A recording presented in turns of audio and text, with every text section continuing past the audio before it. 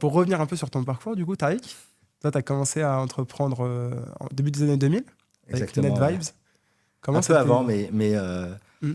en fait, je suis parti de.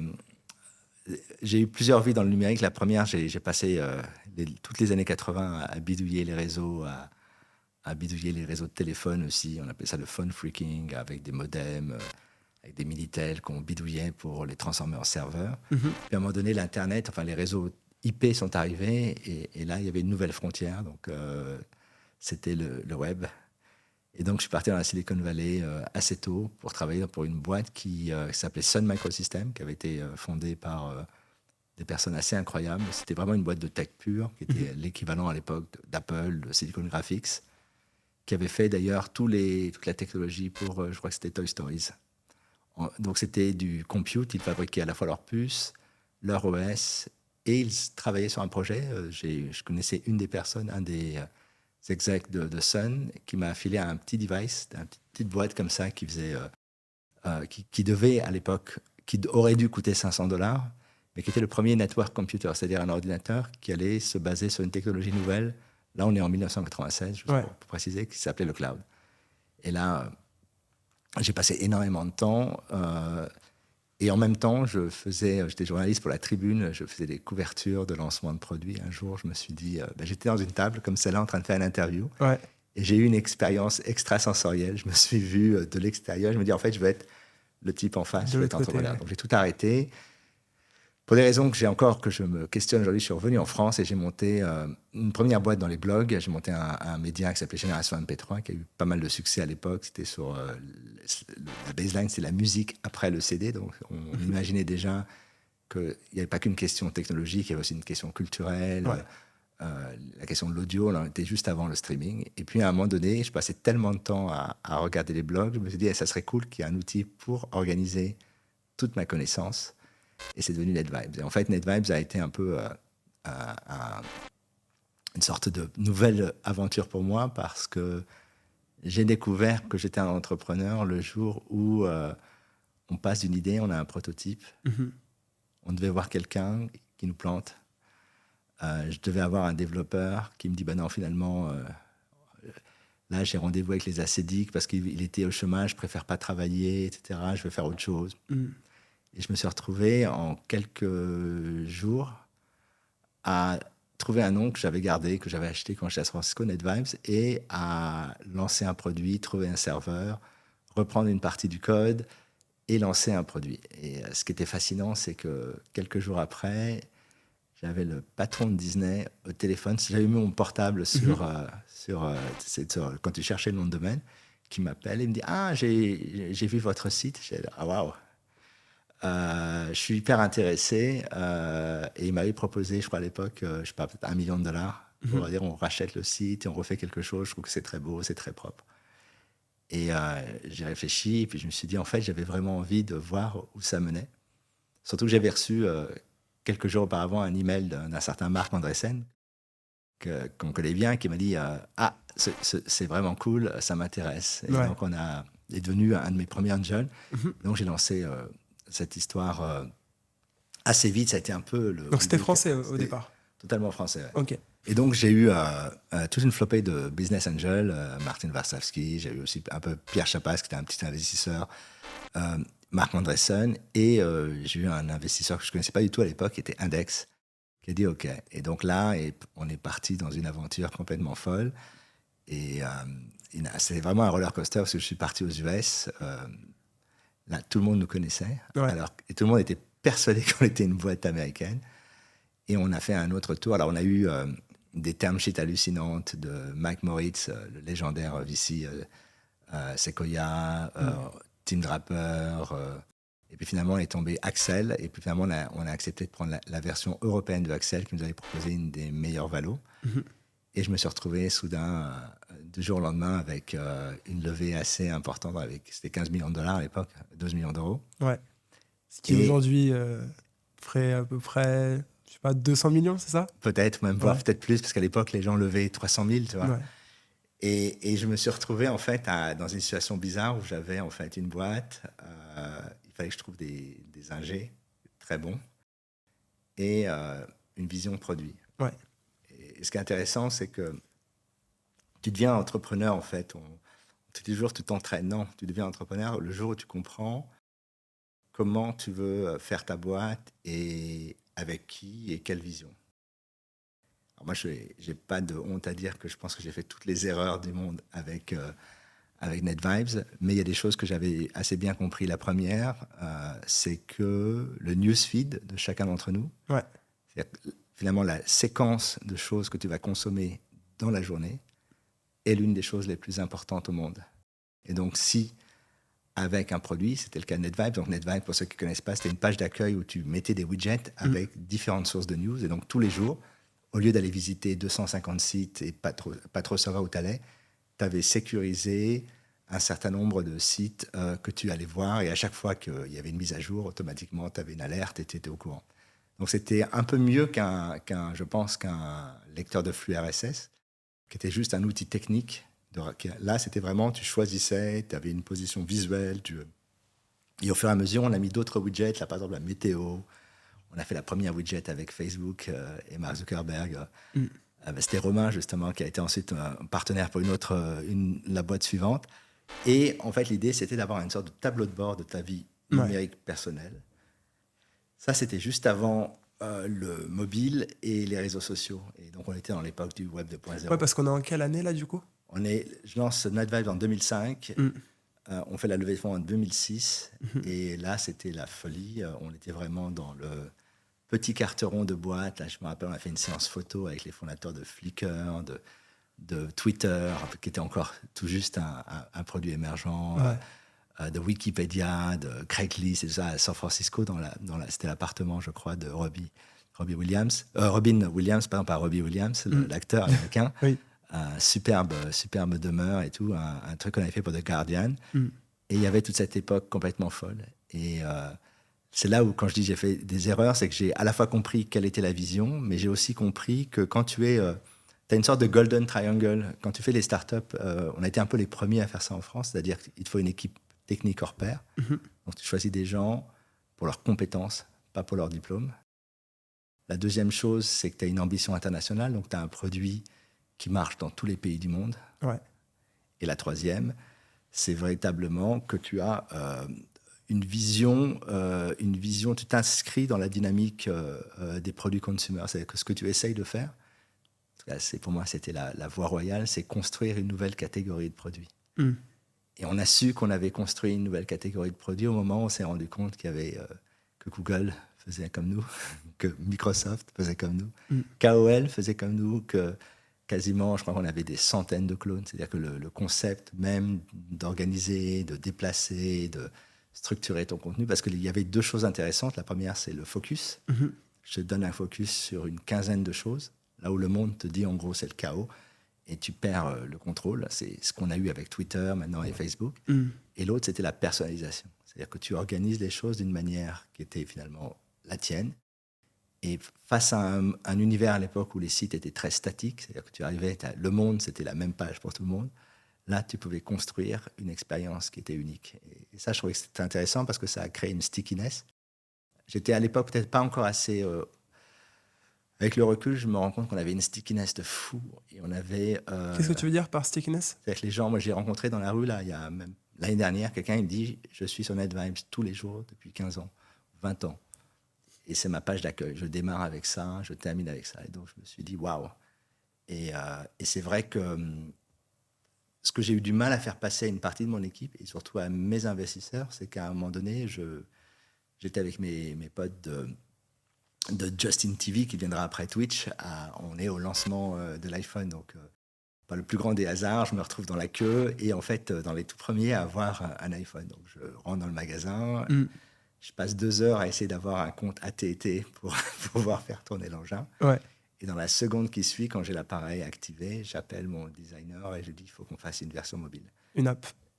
Ce n'était pas encore des apps parce que les apps sont arrivées 1 an plus tard. Ok, oui. Mais à ce moment-là, j'ai compris 2 choses. Alors, pas le même jour, mais que les réseaux sociaux allaient devenir le vecteur de distribution et que tout allait passer en mobile. Et moi, j'étais avec une équipe technique qui était... plutôt d'accord, et une équipe commerciale qui commençait, et ça c'est je pense une des erreurs que j'ai faites, quand tu es dans le Golden Triangle, tu ne travailles pas sur les revenus, tu travailles sur ton produit. Parce que tu penses que ton produit est fini, est arrivé à une version stable et le marché change. Ok. Et que d'abord, c'est l'audience. C'est son discounted cash flow, c'est ce qu'explique Peter Thiel dans son cours à Stanford. Tu dois atteindre une part de marché significative. Donc, tu dois comprendre les dynamiques qui t'amènent à cette part de marché. Et puis ensuite, une fois que tu auras cette part de marché, tu peux monétiser. Si à un moment donné, tu décides de sacrifier l'accès à ta part de marché pour des questions de monétisation, ça veut dire que tu n'as pas la bonne équipe ou tu n'as pas les bons VC. Et dans mon cas, j'ai fini par comprendre qu'en Europe, tu avais quand même un cap sur ta croissance. À un moment donné, on te dit il faut aller à une certaine distance, à partir de là, c'est stop. Et donc, comme on avait une vision un peu différente, moi j'avais des gens qui m'ont dit oui, mais Facebook, ça ne durera jamais. C'est comme MySpace. C'est là que j'ai compris en fait que j'avais une équipe qui était technique géniale, mais j'avais aussi pas mal de gens, parce que j'étais pas avec. C'est le problème, j'imagine, c'est le problème qu'ont des gens comme Mistral, c'est quand tu as soudain beaucoup d'argent, tout le monde frappe à ta porte, tout le monde. Et entre les gens qui veulent venir pour participer au projet ou les gens qui ont juste besoin d'une ligne de plus dans leur CV, c'est pas toujours facile. Et puis c'est le chaos. Et puis tu as d'un côté, il y a plein de gens qui pensent que ce que tu fais, c'est génial. Et puis tu as l'autre moitié qui pense que ce que tu fais va se planter. Et donc tu dois naviguer. Moi, j'ai toujours trouvé qu'aux US, j'avais une vision extrêmement positive, y compris des patrons, parce que j'ai rencontré à cette occasion fondateurs de Google, de Facebook, de quasiment toutes les grandes boîtes, tous les CEO des boîtes. En France, c'était ouais, c'est super, mais. Et tu n'arrivais jamais à comprendre. Quand tu demandais aux gens de leur expliquer le mais était toujours basé sur quelque chose de très. Du ressenti plutôt que des données. Ouais. Rationnel plus que. Enfin, émotionnel plus que rationnel, Voilà. du coup. Et donc, j'ai après décidé de monter une autre boîte pour revenir sur un autre sujet qui s'appelait Jolly Cloud, avec cette idée que le cloud allait devenir l'espace personnel de compute. Donc là, quelle année ? Je quitte en 2008, et entre 2008 et 2009, avec Romain, qui était à l'époque, qui est devenu mon cofondateur, on a dit, qu'est-ce qui se passe si demain le web, c'est une page web ? Et on se disait, j'ai eu cette idée au moment où j'ai rencontré, à l'époque de NetVibes, on avait discuté pour acheter une boîte qui s'appelait Kiko, qui est devenue Justin TV et ensuite Twitch. Finalement, ils l'ont pivoté, et c'est là que j'ai rencontré les gens de YC. Donc, on est vraiment au tout début, il y a quelques boîtes, il y en avait 2 ou 3, et la première était en Dropbox. Et donc, à l'époque, Drew m'avait filé une invitation pour Dropbox. Et le produit était hallucinant, puisqu'à l'époque, j'avais encore les Vaio, je trouvais ça super cool, sous Windows. Et je passais en Mac. Et donc, j'ai installé Dropbox sur mes 2 machines. Et j'ai eu toute la copie de mon PC dans le cloud, et ensuite sur mon Mac. Et puis un jour, je me suis dit, mais en fait, toutes mes données sont dans le cloud. J'utilisais Spotify, parce que j'étais assez proche de Daniel, le fondateur de Spotify. Toute ma musique est sur Spotify. J'étais un des investisseurs des business angels de SoundCloud. Tous mes mix de DJ sont sur le cloud. J'avais un copain qui a monté Rightly, qui a été ensuite racheté par Google, ce qui est devenu Google Docs. Sam Chilas, maintenant, qui est le VP, qui est d'ailleurs, je crois, le vice-CTO de Microsoft, qui est un type extraordinaire. Et j'ai dit, mais en fait, mon traitement de texte est dans le cloud. Ouais. Donc, en fait, je n'ai plus besoin d'un PC avec énormément de compute. Il faut juste un PC sous Linux qui lance un navigateur web. Et j'ai l'ensemble de ma vie numérique. On est en 2008. Quand on en discute avec Romain, on essaie de regarder techniquement ce qui existe. Ouais. Il n'y a pas grand-chose. En fait, il n'y a rien. C'est-à-dire qu'à un moment donné, on a commencé à réfléchir sur quelle technologie on allait utiliser, comment. Et tu es à un moment où, quand tu fais des recherches sur Google, tu as 0 résultat. Donc, on avait juste l'intuition que c'était possible.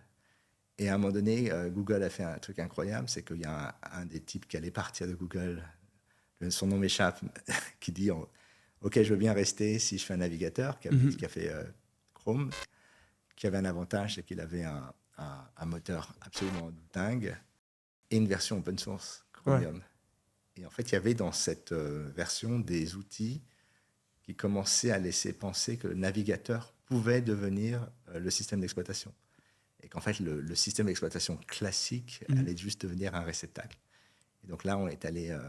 à l'époque, j'étais invité par le World Economic Forum, la Davos, à Taïwan, pardon, en Chine, d'abord. Et je rencontre le patron d'une boîte qui, en fait, fabriquait aussi... qui était aussi le propriétaire de HTC, mais qui avait une boîte de puces. Et il m'a montré une carte de crédit. Il m'a dit, ça, c'est un PC. Et là, j'ai halluciné. Et ensuite, je pars à Hong Kong. Je trouve le premier netbook. Et là, je me dis, OK, on peut faire un PC pour $200. Et si on peut faire un PC pour $200, ça veut dire qu'on peut dire que la capacité de calcul, en fait, c'est plus le PC qu'il a, c'est Google, c'est Spotify, c'est SoundCloud, c'est Dropbox. Donc le modèle peut fonctionner. Donc on a travaillé pour faire un prototype. Je suis allé voir Niklas, qui était un des fondateurs de Skype. C'était la seule personne que je connaissais en Europe qui avait fait ce fameux triptyque, ce Golden Triptych, encore une fois, mais à une version incroyable, parce que Skype, c'était quand même un succès. Lui, il ne voulait pas vendre quand ils ont vendu 2 milliards à eBay, il était contre. Lui et Tim Draper, tous les autres, pitié, pitié, vendez. Donc c'était quelqu'un qui avait une vraie vision et qui était un entrepreneur extraordinaire. Et je peux le dire aujourd'hui, puisqu'il a ensuite investi avec Atomico, un board member et un investisseur extraordinaire. Et donc il a vu le prototypage d'une idée. On est parti à Taïwan, j'ai rencontré toutes les grandes familles, TSMC, Pegatron, et on a construit un prototype. On l'a annoncé au CES, gros carton. Google lance le Chromebook, juste un peu après. Une machine de guerre incroyable, puisque à chaque fois qu'on parle du Chromebook, on n'est jamais mentionné, y compris par les journalistes que je connaissais de TechCrunch. Et je me dis, oula, c'est quand même bizarre. Donc, la solution que j'ai eue, c'est que je suis passé par un journaliste européen qui écrivait pour TechCrunch en Europe, pour qu'il parle de nous dans TechCrunch. C'était très, très compliqué. Tu sentais que tu avais aussi... C'est là aussi que j'ai compris qu'on était dans une nouvelle ère où l'argent et le pouvoir fait que tu ne peux pas exister commercialement aux États-Unis si tu n'as pas énormément d'argent ou beaucoup de relations. OK.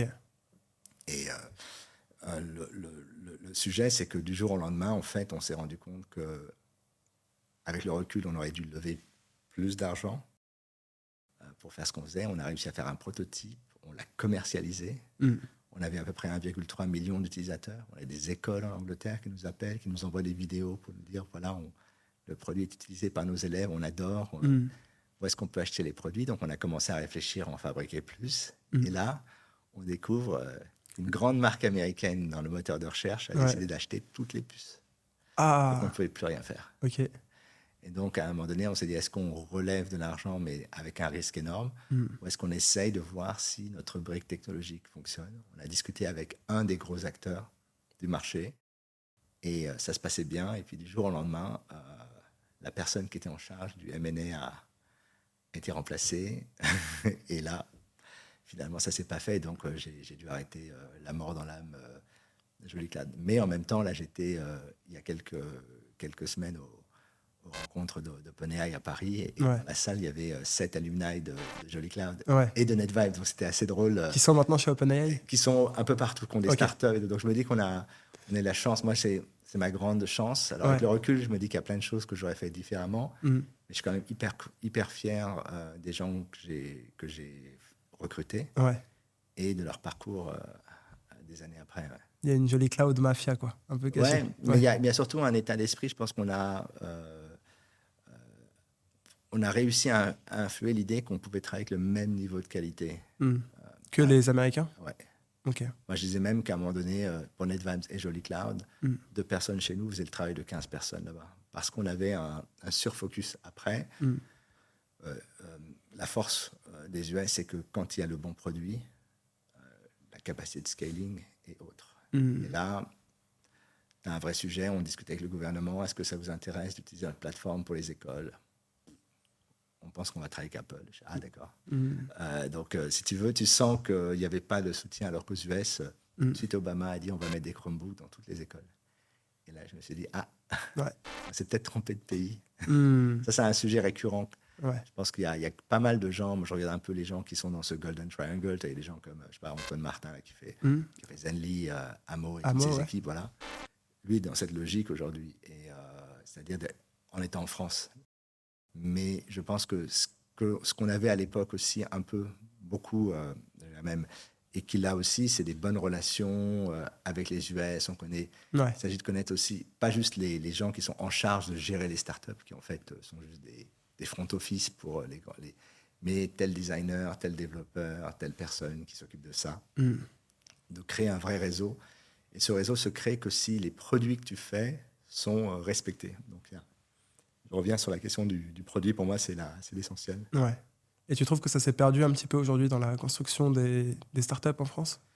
Je sais pas, alors, moi, j'ai un regard un peu différent parce qu'après Joli Cloud, je me suis mis un peu en retrait pour plein de questions. Il y avait les attentats du 13 novembre, il y a plein de choses qui ont fait que je me suis mis un peu en retrait.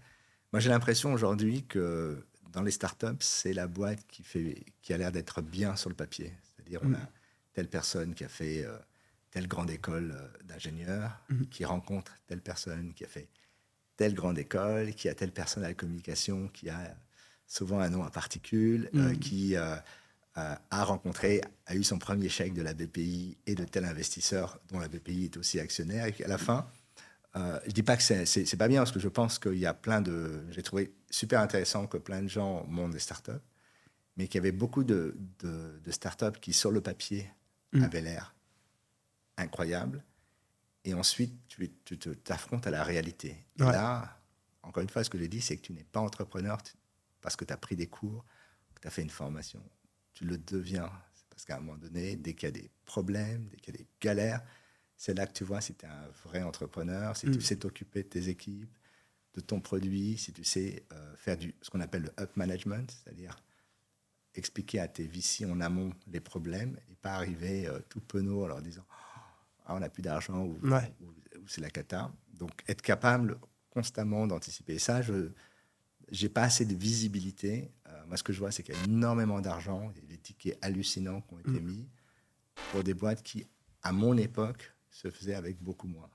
Et puis surtout, moi, je pense que le vrai problème, c'est que tous les gens qui veulent vraiment faire ce Golden Triangle, donc faire des boîtes de tech telles qu'on les fait dans la Silicon Valley, la plupart sont partis. Moi, je vois Front, c'est super ce qu'ils font, Dataiku, Algolia un peu plus tôt, etc. Donc, je vois que les gens partent aux US parce qu'ils savent qu'ils ont déjà la liberté de travailler. Quand ils parlent avec des gens, ils n'ont pas besoin de réexpliquer tout ce qu'ils font. Ouais.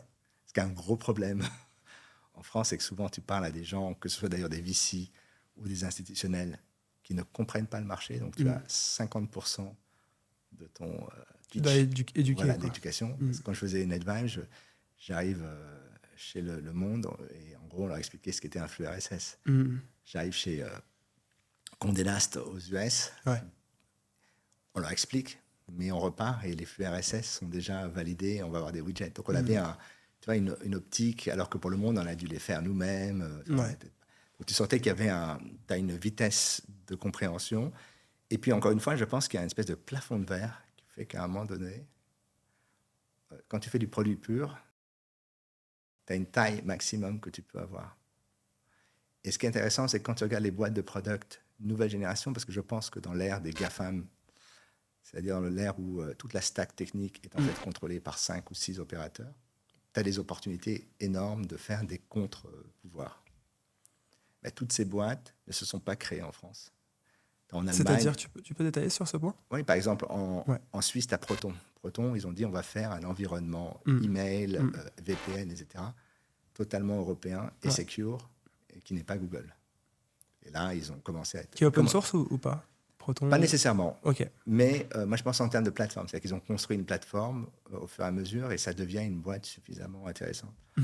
Tu as, dans l'open source, tu as Nextcloud en Allemagne, devenu le Dropbox open source pour le simplifier, qui avait démarré au départ comme un simple produit qui désormais maintenant commence à fonctionner. Il travaille très très bien en Allemagne, aussi en France. Et je crois que je sais plus si c'est à Riga, mais c'est des Russes, enfin c'est des lettons russophones qui ont monté OnlyOffice, qui est une alternative web à Office, qui est utilisée d'ailleurs par pas mal d'acteurs. Et ces 3 acteurs qui sont essentiels dans le software product alternatif aux GAFAM, parce que je pense qu'il y a un boulevard. Ça ne veut pas dire que aucun des acteurs est français, parce que je pense que dès que tu veux faire des choses, Ouais. tu es immédiatement, en fait, idéologiquement bloqué, et c'est très, très dur. Donc, peut-être que il y a 10 ans, je t'aurais dit l'inverse, et aujourd'hui, depuis que là, je viens de rentrer des US, Ouais. je pense qu'il y a un mindset aussi de builder. Qu'il n'y a pas en France.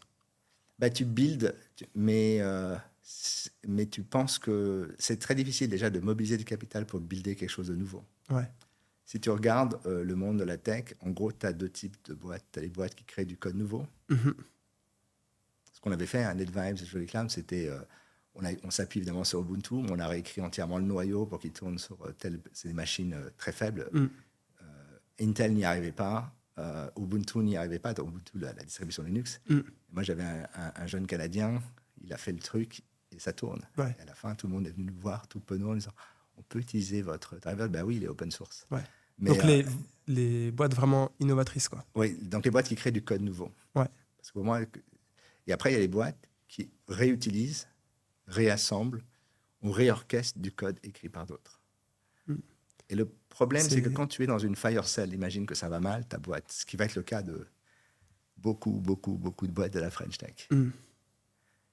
Quels sont les assets dont tu disposes? Si tu as du code nouveau, donc du code exclusif, du code qui a été créé, et que ton équipe technique en fait partie, tu as un asset. Souvent d'ailleurs, Google a acheté, tu sais que Google a par le search, tous les produits qu'ils ont sortis sont des acquisitions. Ouais. Absolument tout, hein, même YouTube. Même YouTube, ouais. Voilà. C'est du code nouveau. En fait, Gmail aussi? Absolument. Ok. Writely, c'était Google Docs, tout ça c'est du code nouveau, et des équipes qui ensuite vont travailler. Alors soit tu tues le code et tu le reformalises avec, parce que tu sais, Google a une méthodologie où ils ont un certain nombre de langages, de choix de langage, tout ça pour s'assurer que du jour au lendemain, tu prends l'équipe A, elle est remplaçable par l'équipe B, et tu n'as pas à tout refaire. Il y a eu un travail extraordinaire d'organisation agile dans ces boîtes qui sont grosses mais agiles, même si elles sont très politiques, même si elles sont très, tu vois, c'est évidemment, mais agiles. C'est quoi agile pour toi, juste pour pouvoir définir? C'est des boîtes qui sont capables de s'adapter aux changements et d'avoir les équipes en interne, pas toutes les équipes, mais les bonnes personnes à replacer. Parfois, l'agilité s'acquiert par des acquisitions. Je donne toujours l'exemple de ma copine Katharina, qui était la cofondatrice de Flickr, rachetée par Yahoo. Je connaissais bien la patronne de Yahoo, Marissa Mayer. Elle m'a dit, c'est vrai que j'ai acheté 200 boîtes. Et je lui ai dit, mais pourquoi? Elle m'a dit, le jour où je suis arrivé chez Yahoo, j'ai vu qu'il y avait 8 personnes mobiles. Et tu as beau mettre des annonces partout dans la presse pour expliquer que tu veux des ingénieurs mobiles, tu n'as personne. Et donc, j'ai dû acheter, j'ai dit, je vais prendre 1 milliard et je vais, qui semble beaucoup.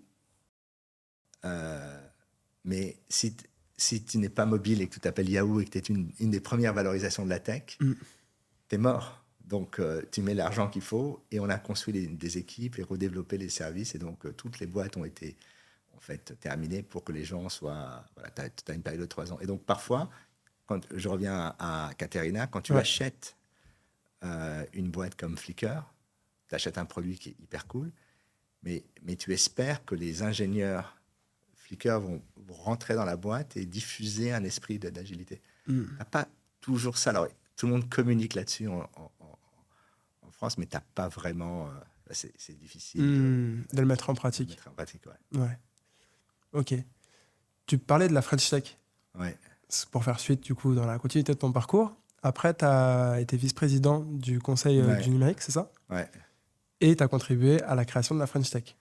Ouais, de manière un peu... en fait, ce qui s'est passé, c'est que quand j'étais entrepreneur en France, je me suis rendu compte de beaucoup de problèmes. Et je me suis dit, il y avait la question des stock options. Je me rappelle la première discussion avec mon avocat. On avait des gens dans tous les pays. Et il m'a dit, en fait, tu ne peux pas faire un plan de stock option pour plus de 2 ou 3 pays. Donc, quels sont les pays où tu t'en fiches des gens et ils auront un mauvais plan de stock option? Et je lui ai dit, ce n'est pas vraiment une façon de le faire. Donc, on a essayé de trouver une solution. Mais je me suis rendu compte que la question des stock options était un vrai sujet. La question de la vision de l'entrepreneuriat, de la facilité. Donc, il y avait déjà pas mal de choses qui étaient en passe, mais j'ai un peu plutôt derrière, parce que tu avais d'un côté les pigeons, c'était très public, mais j'ai essayé de voir ministre de l'époque. À l'époque, il y avait un jeune conseiller qui s'appelait Emmanuel Macron aussi. Donc, il y avait tout un groupe de gens sur il faut rendre les outils beaucoup plus fluides. Et puis, j'ai fait une mission qui était le plan de lancement de la French Tech, avec cette idée qu'il y avait un vrai savoir-faire de talent. Moi, j'étais encore sur la vision, la bataille qui arrive est une bataille du code. Et donc, on a les meilleurs ingénieurs dans certains domaines. On a parmi les meilleurs ingénieurs, évidemment. Donc, j'ai donné une liste de 100 personnes. Ça serait bien de prendre contact avec eux, de réessaimer à l'intérieur. C'est un peu ce qu'a essayé de faire Macron maintenant avec Yann Lequin, qui, pour moi, est avant tout le lobbyiste en chef de Facebook, mais qui est quelqu'un qui a essaimé, qui connaît plein de gens, et donc qui a créé cet état d'esprit où tu as soudain, d'une certaine manière, des choses comme Mistral ou des boîtes comme ça existent en France parce que tu as eu des reconnexions entre des boîtes. Et moi, j'avais envie, à un moment donné, que les ingés, les développeurs de la vallée ou un peu partout se parlent et qu'il se passe des choses et qu'on revienne sur cette logique du code. Finalement, dans le débat où tu as les boîtes qui créent du code nouveau et celles qui utilisent, on a plutôt financé les deuxièmes. C'est-à-dire toutes les boîtes qu'on connaît, en fait, quand tu regardes bien, pour des raisons qui sont totalement normales, hein, on va sur Amazon Web Services parce que ça va très vite. Et puis aussi, et ça c'est une raison importante, c'est que si demain on se faisait racheter par une boîte américaine, voire par Amazon, dire que tu es sur une plateforme qui est déjà connue, que les ingés peuvent reprendre, c'est une bonne chose. Si tu dis que tu as bricolé ton propre truc sur OVH, ce que nous on avait fait avec une petite boîte qui n'existe plus maintenant, qui s'appelait Typhon, on a créé le premier cloud souverain, a été créé par Jolly Cloud. On a tout fait nous-mêmes, de A à Z, et c'était assez... mais tu partais dans l'idée qu'à un moment donné, c'était ça que tu vendais, c'était ça la valeur. Dès que tu es dans le service, la technologie n'a plus de valeur. Je dirais même que quand tu es un CEO d'une start-up européenne, parce qu'on parle de la French Tech, mais c'est vrai partout en Europe, tu as plutôt un profil école de commerce. Donc, indépendamment, tu ne sais pas choisir un bon développeur. Tu sais choisir un très bon sales, tu sais choisir un très bon marketeur.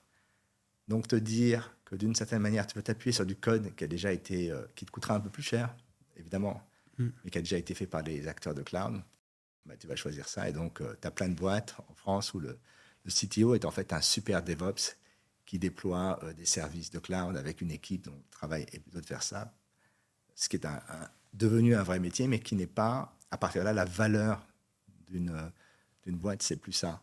La valeur, c'est la marque, c'est le commerce, c'est la prise de participation. Alors après, la question de la French Tech, c'est qu'elle elle est très inégale. Tu as un petit nombre d'acteurs qui ont capitalisé beaucoup, et puis tu as beaucoup d'autres acteurs en province qui sont plus, on va dire, restreints à l'accès au capital, et choses comme ça. J'ai une théorie là-dessus. Ouais, dis-moi. Moi, je pense que, et je l'ai compris que très récemment, si tu veux, en France, on est dans un modèle de rente. Pendant longtemps, je me suis dit, c'est marrant, j'ai rencontré quasiment tous les patrons américains des grandes boîtes, je ne sais pas, Disney, ou en Europe, mais très rarement en France. Et je me posais cette question, je me disais, est-ce que finalement, je ne suis pas dans leur scope? Et j'en parlais avec un copain qui me disait une chose qui m'a beaucoup marqué. Il m'a dit, en fait, quand tu es en France, tu es dans un business de rente. Et donc, qu'est-ce que tu veux dire par là, du coup, business? Tu as un marché déjà établi, tu touches. Il y a plein de marques que tu n'aimes pas forcément et tu es obligé d'utiliser. Tu as plein de compagnies que tu n'aimes pas forcément, que tu es obligé d'utiliser. Donc, tu as un marché qui est finalement assez conservateur. Le gaz, que ce soit l'énergie, les transports, le commerce, la télé. Alors, il y a des troublions de temps en temps, comme Xavier Niel, mais qui aujourd'hui s'est positionné là-dessus. Il est aussi rentré là-dedans. Et donc, si tu veux, quand tu amènes de la disruption, en fait, tu fais peur parce que tu peux gâcher la rente. Alors qu'aux États-Unis, on est sur des marchés, je trouve, qui sont aussi évidemment sur des rentes, mais avec des mentalités beaucoup plus market-driven. Ça veut dire que du jour au lendemain, si tu sens qu'on est en train de basculer dans l'IA générative et que tu travailles dans le domaine des médias ou de la télé ou du cinéma, si tu as des gens qui ont des visions différentes, tu vas être attiré par eux. Alors qu'ici, comme tu es dans des marchés qui sont quand même...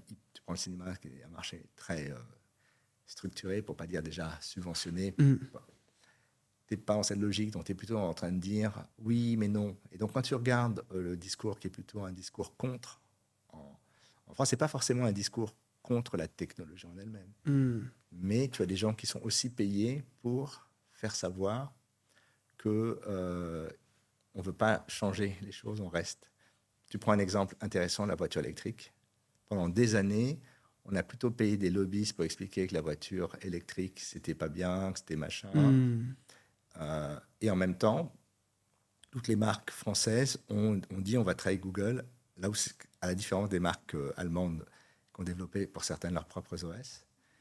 Et maintenant, on t'explique qu'on va acheter des voitures électriques chinoises et on va les vendre dans nos propres distributeurs. Donc, tu as un modèle qui est, on substitue une rente à une autre, mais la valeur d'innovation n'est pas forcément bonne. C'est pour ça que j'ai compris qu'une grande partie des acteurs du CAC 40 allaient utiliser les GAFAM plutôt que Google, Apple, Facebook, Microsoft et Amazon plutôt que développer des technologies en interne, parce que ce qui les intéresse, ce n'est pas l'innovation technologique ou le contrôle technologique, mais de continuer à dominer la rente sur laquelle ils sont. Et tu trouves que ce modèle, il est similaire dans les autres pays européens, ou c'est vraiment, par exemple, au UK, en Allemagne, etc. Ou alors c'est vraiment la même chose partout en Europe? Je pense que dans les pays anglo-saxons, c'est très différent. Tu le sais, puisque tu vois que des entreprises qui ont moins de 20-30 ans dominent. Là, les top 5 des boîtes n'existaient pas dans les années 70. Alors qu'en France, tu vois que ça s'est aussi fait par période. Je donne toujours l'exemple, après la guerre, tu as eu les premiers bénéficiants, c'était la FNAC, comment ça s'appelle, la société qui fait des voyages, le Club Med, des choses comme ça. Ouais. Quand la gauche est arrivée au pouvoir sous Mitterrand, tu as eu une période comme ça aussi, de nationalisation, dénationalisation. Tu as plein de gens, LVMH s'est construit. Quand tu as eu la dérégulation des télécoms, tu as des acteurs comme Free. Free ne peut exister que parce qu'il y a la DSL. Ça veut dire que finalement, il a un super produit, mais en même temps, Orange lui paye la différence. Voilà, lui paye son réseau, en fait. Et là, je pense qu'avec la French Tech, il y a plein de gens qui se sont dit, un petit groupe de gens qui se sont dit, c'est le moment où on va, nous, défier les rentes en place. C'est pour ça que tu as la néobanque qui veut défier la banque en place, la néo-assurance qui veut défier etc., etc. Et donc, en fait, plutôt que d'être dans une logique de disruption technologique, beaucoup de ces startups se sont positionnés avec, évidemment, je pense, l'aval du pouvoir en place, pour dire on va être la nouvelle génération qui va entre guillemets, remplacer ou trouver notre place. Le problème, c'est que ça marche jusqu'à ce que ça ne marche plus. Je m'explique par là. C'est qu'à une époque où les taux sont à zéro, l'argent est gratuit, tu peux marketer très facilement. Et dans une logique, c'est la période après. Moi, j'ai fait la période Web 2.0 Cloud. Ensuite, tu as eu la période SaaS et place de marché, etc. Cette période-là, elle s'arrête net au moment où tu as la guerre en Ukraine. Elle bénéficie à plein du confinement, puisque pendant le confinement, on s'est dit, en fait, c'est vrai, on va tout faire sur Internet. Et à la sortie du confinement, tous ceux qui avaient parié sur une vision 100% Internet se sont plantés, parce que, comme tu le sais, on est revenu à une vie normale, qui est une vie hybride, qui ne peut pas être 100% l'un, 100% l'autre. Donc, ça a été le bouillon pour plein de boîtes qui avaient des valeurs délirantes dans le streaming ou dans la visioconférence, etc. Et puis, il y a la crise en Ukraine. Et là, à partir de là, tu as le prix de l'énergie qui augmente. Donc, le prix du cloud en matière première augmente. Tu as l'inflation. Donc, ça veut dire que les gens commencent à se débarrasser de tout ce qui est nice to have. Et puis, tu as, on en parlera sûrement, une complexité géopolitique qui fait que soudain, tu ne peux plus dire que le monde est plat et que tout le monde est gentil et que dans cette grande famille de l'Internet, soudain l'Internet se fragmente, se balkanise et il faut des stratégies. Tu as à un moment donné, des boîtes comme Blablacar qui avaient des opérations en Russie. Qu'est-ce qui se passe après la guerre en Ukraine? Comment tu fais? Ce n'était pas les seuls. Hein. Je pense qu'il y a beaucoup d'entreprises françaises pour qui la Russie et l'Iran sont des business pour vendre des voitures, enfin pour vendre des produits courants. Même pas, je ne parle pas d'armes ou de choses juste pour les produits courants. Et soudain, tu te dis, ah mince, c'est un pourcentage important de notre marché, qu'est-ce qu'on fait? Et dans le numérique, c'est exactement la même chose qui s'est passée. puis tu as les attaques cyber, c'est que soudain le monde devient de moins en moins facile, donc soudain les coûts de sécurité. Il faut quand même dire que dans les semaines passées, les 10 principales enseignes françaises se sont fait pirater. Je pense que tout le monde, chacun d'entre nous a eu un ou plusieurs comptes piratés. Donc on a changé de monde et effectivement, à ce moment-là, les gens qui espéraient cette rente, qui espéraient se dire c'est bon, on est au chaud, on va grandir tranquillement et au fur et à mesure, on va devenir ces acteurs institutionnels incontournables, sont désormais dans une position qui est stratégiquement faible et c'est pas sûr que de toutes les fameuses grandes boîtes du Next 40 ou du Futur 120, je ne sais plus comment ça s'appelle, Next 120, Next 120, voilà, la plupart ont possiblement plus de cash dans les 2 années qui viennent. Donc, qu'est-ce qu'on fait? Ouais. Bah, ça m'amène à la question de la prochaine crise technologique là, qu'on pourrait vivre. Il y a beaucoup de personnes qui en parlent avec des indicateurs plus ou moins précis. Toi, qu'est-ce que tu en penses?